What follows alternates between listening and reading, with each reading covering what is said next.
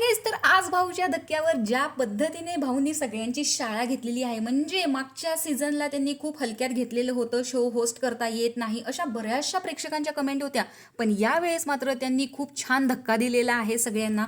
म्हणजे प्रोमोमध्येच त्यांनी फक्त धक्का दिला नाही, तर आज भाऊच्या धक्क्यावर सुद्धा त्यांनी सगळ्या प्रेक्षकांना तसेच कंटेस्टंटना सुद्धा धक्का दिलेला आहे.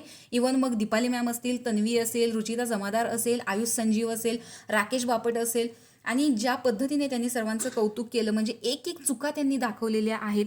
जसं की अनुश्रीची आयडिया वापरून ओंकार आणि विशाल यांच्यात मारामारी झालेली होती, कारण तिने मागं धरलं. सुरुवातीला तर तन्वीला पूर्णपणे त्यांनी शांत केलेलं आहे, कारण तिच्या डोक्यात जी काही हवा गेलेली होती. पण मी सकाळीच एक व्हिडिओ टाकलेला होता, ज्यामध्ये सांगितलेलं होतं की तन्वी ही निगेटिव्ह जरी सगळेजण तिला म्हणत असतील कॉमेंट्समध्ये, तरीसुद्धा तिचा खेळ खूप छान पद्धतीने ती दाखवत आहे. कारण प्रत्येक वेळेस पहिला बजर, कॅप्टन्सीमध्ये सुद्धा पहिला बजर तिने वाजवलेला होता. दीपाली मॅमला ती स्वतः मदत करायला गेलेली होती, परंतु त्यांनी तिला झिडकारलं आणि तिच्यावरतीच त्यांनी भांडण सुरू केलं. ऐन सणाच्या दिवशी, जे की आपण म्हणतो तिळगुळ घ्या गोड बोला, त्यामुळे या गोष्टीवरून दीपाली मॅमवरती सुद्धा रितेशजी चिडलेले होते.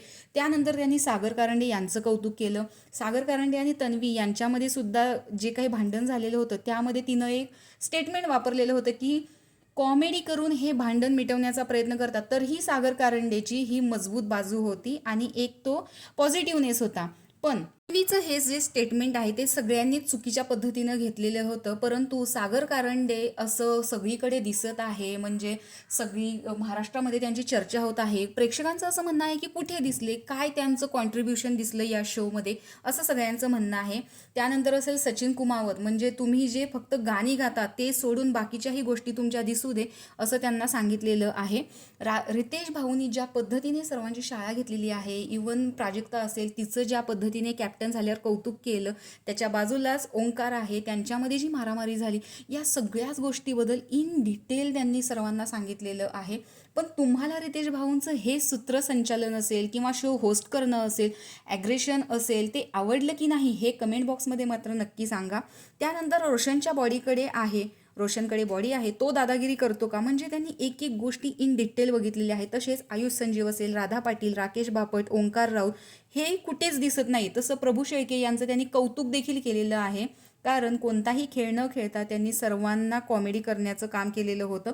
राकेश जो आहे तो फक्त चहा बनवणे, भांडी घासणे आणि भांडण सोडवणे, कारण तो बॅकफुटला खेळतोय. डिसेंटली गेम खेळता येतो राकेशने दाखवलेला आहे. फनी साईड, समजूतदारपणा, शायरपणा दिसला, पण गेम तुमचा कुठेच दिसत नाही. तसंच आयुषबद्दल बोलायचं झालं तर काही कराल तर मला दिसाल आणि तर मी बोलेन, जे काहीच दिसतात ते तुम्ही आता ग्रुपमध्ये दिसताय. सचिन कुमावत यांना तुमची गाणी आहेत ठीक आहे, पण तुमचा गेमही दिसू दे, असे बऱ्याच कठोर शब्दात त्यांनी सर्वांची शाळा घेतलेली आहे. करण सोनवणेबद्दल बोलायचं झालं तर ते खूप छान पद्धतीने वेकअप कॉलच्या वेळेस स्विमिंग पूलमध्ये उडी टाकून ज्या पद्धतीने प्रेक्षकांना एंटरटेनमेंट करत असतात, त्याचं देखील यांनी कौतुक केलेलं आहे. त्यानंतर रुचिताकडून ज्या पद्धतीने त्यांनी पॉवर की मिळवून घेतली.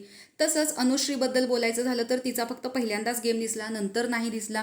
सोनाली सोनवणेने ज्या पद्धतीने रुचिताला समजून घेतलं, रडताना देखील, ती एवढी बोललेली असताना देखील, या गोष्टीचं सुद्धा कौतुक केलेलं आहे.